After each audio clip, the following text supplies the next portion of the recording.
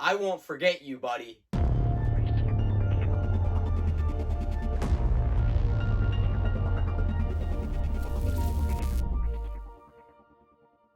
Hey guys, it's Chris, and in today's video, we are finally talking about Venom: The Last Dance. Let's get into it! Eddie and Venom are on the run and hunted by both of their worlds. The duo are forced into a devastating decision that will bring the curtains down on Eddie and Venom's last dance. The film begins with Knull on Klyntar. Klyntar is the home planet of the Symbiotes. Knull is the elder god of the Symbiotes. Knull was imprisoned on the planet because of his fellow Symbiotes.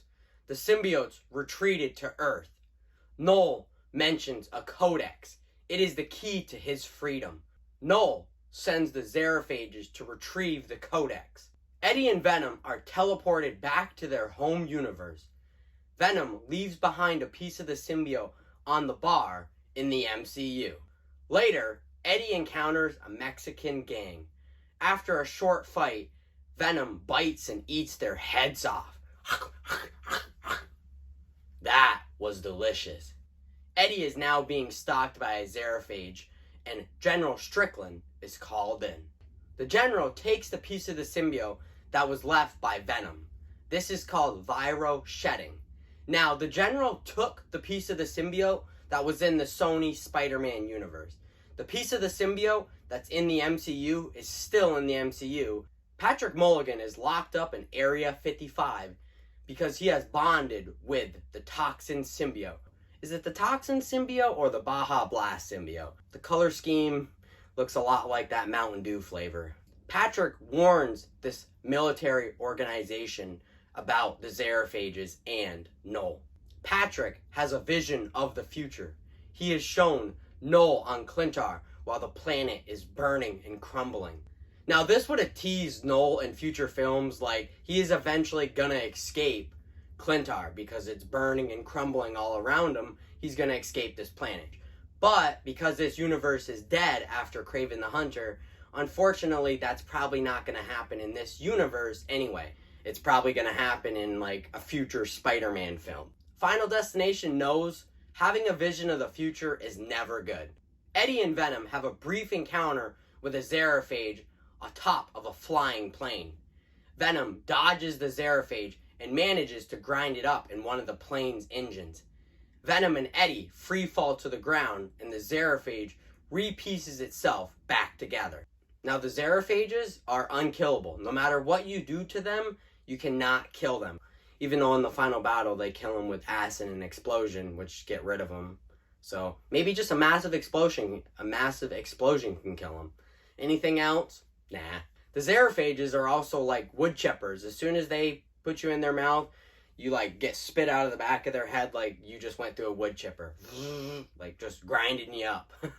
Venom explains to Eddie about the Xenophages, Knull, and the codex. He explains the codex would unlock the prison and free Knull. If one of them dies, the codex would die. Venom explains to Eddie the Xenophages can only see the codex when the symbiote is in its full life form. Eddie and Venom have a brief encounter with a horse. The symbiote bonds with the horse. Venomized horse. Even the horse has a massive tongue, just like Venom.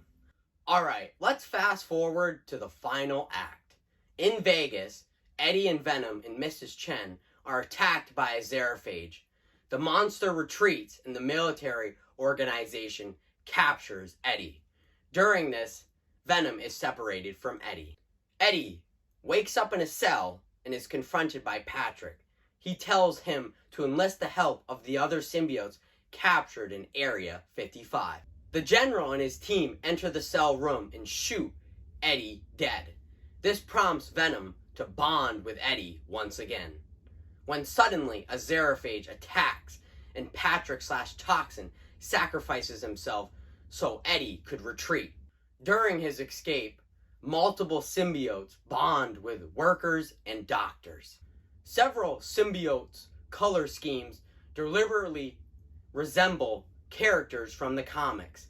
Lasher, Phage, Anti-Venom. Mayhem, Sleeper, Flicker, Scorn, and Agony. And I can't forget Lava, the symbiote that is literally made of lava, but they don't like fire. Okay, wonder why he got 2 seconds of screen time.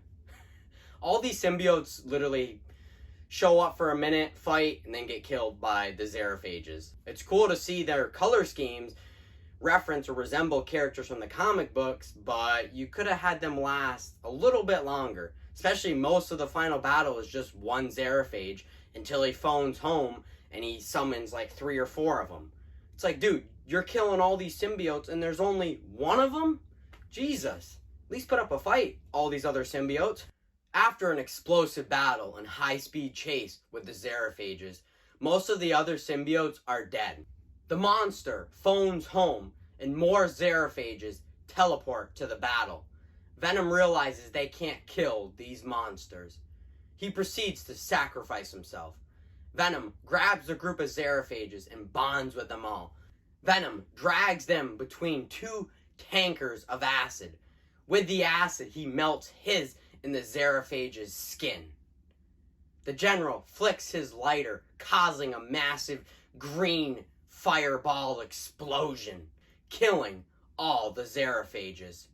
Eddie survives the explosion in acid because Venom placed a piece of debris on top of him. Eddie arrives in New York City and goes to the Statue of Liberty to honor Venom. When Eddie arrives at the Statue of Liberty, we get that very memeable moment at the end of Venom: The Last Dance. I won't forget you, buddy.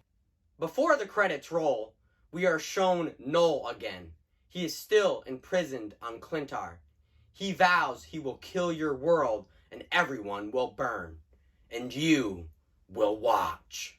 In a post-credit scene, the bar attendant escapes Area 51. A piece of the Venom symbiote bonds with a cockroach. Venom may still be alive in this universe, but this universe is dead, just like all the different symbiotes. Venom: The Last Dance is filled with exposition, incoherent plot, and unnecessary filler. Knull seems to be the villain in the film, especially with that prologue sequence. He just feels like a preview of upcoming events that probably won't happen in this universe anyway. I just had a vision of it. He's going to be in Spider-Man 4 with Tom Holland. Oh my god. If I had a vision, it's gotta be true. Knull and his Necro Sword did look pretty badass, though. I do like in the very beginning, that prologue, we just see him on his throne, and we see the Xenophage just start slowly surrounding him, and he's got his sword in the middle. That was badass. That was pretty cool. The film does feature some memorable scenes, in particular, the final act and the introduction of Knull. Those elements are the biggest highlights. If this is Venom's last dance, he melted away into a middling conclusion. Out of this trilogy, this is the weakest, and my favorite is by far Venom: Let There Be Carnage. I'm Spider-ManChris, and I will see you in the next one.